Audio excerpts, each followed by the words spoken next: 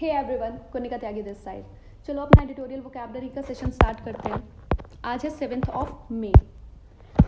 पहला वर्ड है bail out. Bail out का मतलब होता है फाइनेंशियल असिस्टेंस प्रोवाइड कराना उन कंपनीज को, उन फर्म्स को या उस इकोनॉमी को जो कोलैप्स कर गई है, जो गिर गई है, जिसमें बहुत ज़्यादा लॉसेस हो गए हैं या वो अपने आप रिवाइव नहीं कर पा रही है। तो ये जो फाइनेंशियल असिस्टेंस है ये गवर्नमेंट प्रोवाइड कराती है। तो ये जो प्रोसेस है जो गवर्नमेंट फाइनेंशियल असिस्टेंस प्रोवाइड कराती है किसी भी कंपनी को, किसी भी बिजनेस को या इकोनॉमी को, उसे डूबने से बचाने के लिए, that is bail out. Example है इसका, everyone is talking of how the US government has set aside 2 trillion for bail out. कि सब लोग इसी बारे में बात कर रहे हैं कि कैसे जो यूएस गवर्नमेंट है उसने $2 ट्रिलियन अलग रख दिए हैं। बिल्कुल उसने अपना बेल आउट पैकेज अनाउंस कर दिया है कि इतना हम अलग रखेंगे अगर हमारी इकोनॉमी फॉल करती है या फिर हमारे यहाँ बिजनेसेस ठीक नहीं चल पाते हैं तो उनको रिवाइव करने के लिए उनमें पैसा इंजेक्ट होगा।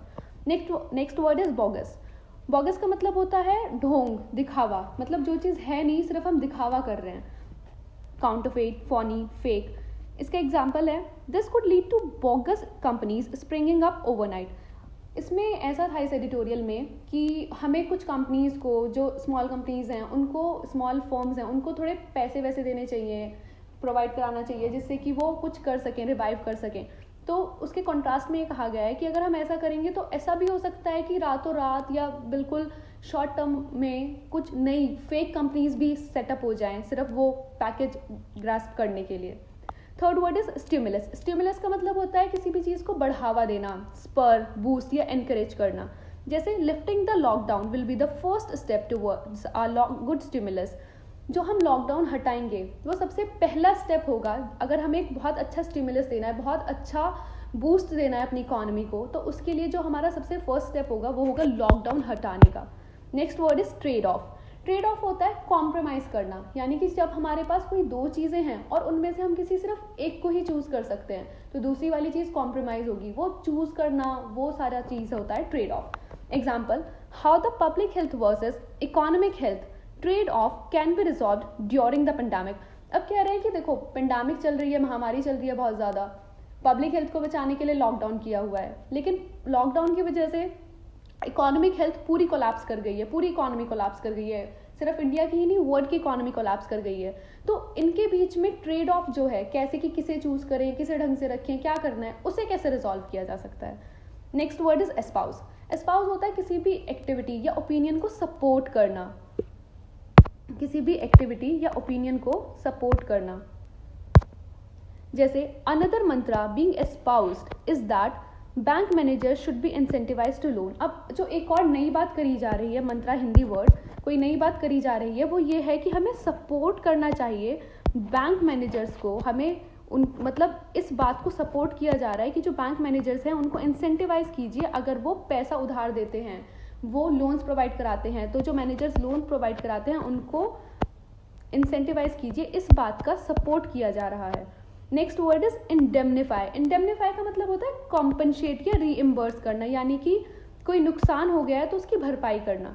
जैसे हमने अभी रिसेंटली देखा था यूपी गवर्नमेंट ने क्या किया था, राइट्स हुए थे यूपी की साइड में। तो यूपी गवर्नमेंट ने क्या किया, जिन लोगों ने भी वहाँ की प्रॉपर्टी को डैमेज किया उन्होंने कहा कि वही लोग उसको पे ऑफ करेंगे, वही लोग उसका अमाउंट जो है उनकी, बेशक अगर उनके पास पैसा नहीं है तो उनकी प्रॉपर्टी को सेल कर और वो जो भरपाई है वो करी जाएगी। तो वो होता है reimburse. Example, the government should indemnify loans given during the period of lockdown.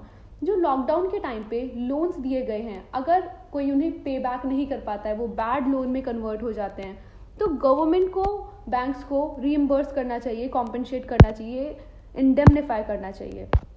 Next word is stigma. Stigma होता है बोल्ड, दाग या धब्बा, है ना, कलंक। तो अभी रिसेंटली में एक बॉयज़ लॉक करके ये बहुत ट्रेंड हुआ था कल परसों। एक इंस्टाग्राम पे अकाउंट था, ये बहुत ट्रेंड कर रहा था। तो इस तरह के जो अकाउंट्स होते हैं वो चाहे किसी भी सोशल मीडिया प्लेटफॉर्म पे हो, वो हमारी सोसाइटी पे एक स्टिग्मा होते हैं, दाग धब्बा होते हैं, वो हमारी सोसाइटी के लिए बिल्कुल अच्छे नहीं है। सोसाइटी की मेंटालिटी पूरी वो बिल्कुल बेकार कर देते हैं। Next word is tether. Tether का मतलब होता है कोई भी चीज़ वो सीधी नहीं रह पा रही है, वो ऐसे लड़खड़ा रही है। जैसे झूला होता है, स्विंग होता है, वो एक बार आगे जाता है, एक बार पीछे जाता है। इसी तरह से इकोनॉमी भी हमारी लड़खड़ा रही है। इसका एग्जाम्पल है, urge attention needs to be paid to an economy that is teetering on the edge. जो हमारी इकोनॉमी है वो एज से वो बिल्कुल लड़खड़ा रही है, स्टेबल नहीं रह पा रही है, तो उसको सही करने के लिए उस पर बहुत ज़्यादा ध्यान दिए जाने की ज़रूरत है. Next word is Clarion call. Clarion call का मतलब होता है स्ट्रांगली एक्सप्रेस डिमांड और रिक्वेस्ट फॉर एन एक्शन. कुछ काम को करने के लिए तब बहुत ही ज़्यादा स्ट्रांगली कहा जाए कि हाँ इसकी बहुत ज़्यादा ज़रूरत है, बहुत ज़्यादा जोर दे के किसी बात के लिए कहा जाए उसे करने के लिए, that is Clarion call.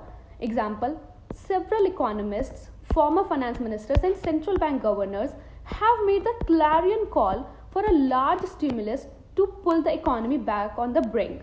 Back on the brink का मतलब होता है कोई चीज़ वापस से वहीं लाना, यानी कि या तो बहुत अच्छी स्टेट में या फिर बहुत बुरी स्टेट में.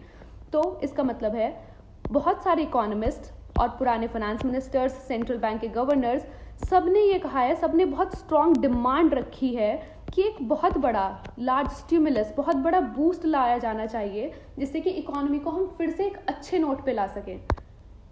नेक्स्ट वर्ड है ऑस्टेरिटी. ऑस्टेरिटी का मतलब होता है a difficult economic situation caused by a government reducing in the amount of money it spends. जब गवर्नमेंट जो खर्चा करती है तब वो खर्च करना कम कर देती है, दैट इज ऑस्टेरिटी.